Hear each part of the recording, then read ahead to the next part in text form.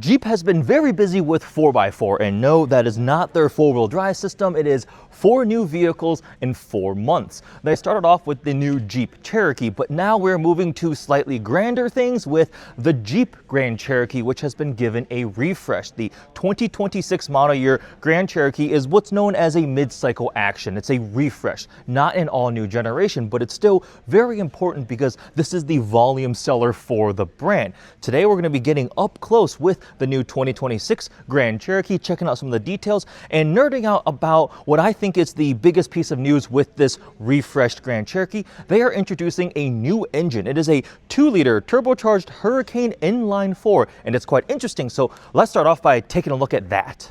Here it is, the 2-liter Hurricane turbocharged inline 4, which is in the same engine family as the 3-liter Hurricane inline 6 that you'll find in vehicles like the Jeep Grand Wagoneer, the Ram RHO. There it's available in either standard output or high output form, but this 2-liter Hurricane inline 4 has some pretty impressive specs.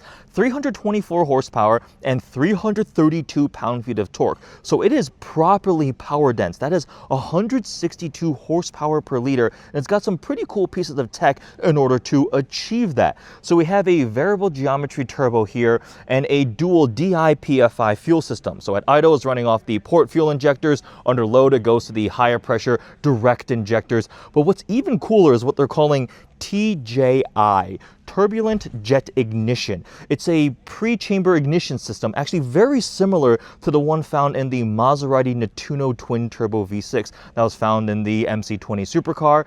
That actually draws from Formula One technology, and essentially a pre-ignition chamber that is designed to try to give you as clean and effective of a combustion as possible, right? That's to get to the most amount of power and efficiency out of your engine. So in the Grand Cherokee, this should be able to deliver over 500 miles on a tank and also be able to tow 6,200 pounds. Now, some consumers might have a little bit of a mental block downsizing from a 6-cylinder to a boosted 4-cylinder, but the specs on this thing sound pretty impressive. They said they've done a lot of work to make sure it's reliable, it is robust, it's a cast iron block, and it pulls a lot of different things from the Hurricane inline 6. And again, this is an all-new engine, clean sheet, ground-up design. It is not a modification or update of an existing engine. This is a brand new powertrain option for the Grand Cherokee. You're still going to be able to get the 4xe and the V6, but this new Hurricane inline 4 is definitely super interesting.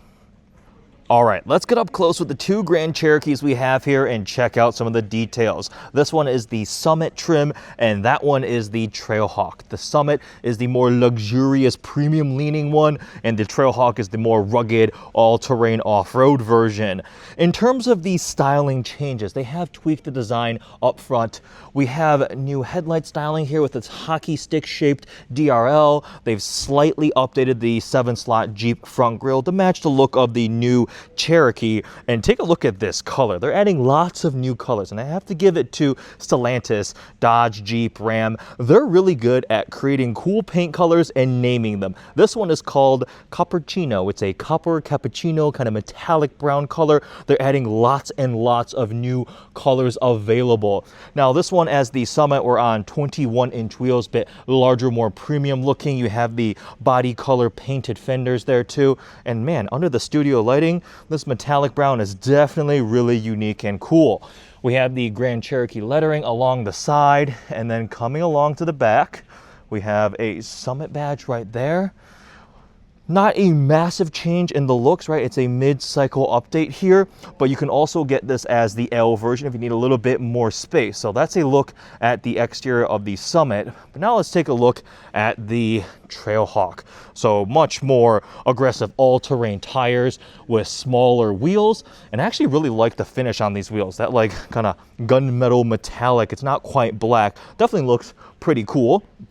This one here has the proper trail rated badge, and this is a anti-glare sticker that you put on the hood here for the Trailhawk, and you actually have a fully unique front fascia. You can see the different styling between the Summit and the Trailhawk with red tow hooks here, the red accents, functional tow hook. It's a little bit more aggressive for a slightly better approach angle, right, for the more rugged all-terrain off-road things you're gonna do. Tweaks up front match that, but different personality between the Summit and this one. And if you look right here, you see the little E. This one is the 4xe, so you can plug this in. Just a slower charger here, but the Jeep 4xe is a very, very popular plug-in hybrid option here, and the Grand Cherokee is going to be available with all the powertrain options. Lots of choices. You can either do the 4xe, you can do the base V6, or you can do that new Hurricane inline 4. So that's a quick look at the exterior of the two Grand Cherokees. Now on the inside. On the inside, we don't have a ton of changes. They have upgraded the Uconnect screen, so it's slightly bigger, but otherwise, lots of things are going to be carryover from the previous generation. This one here has a nice black with the red stitching theme all over the inside here.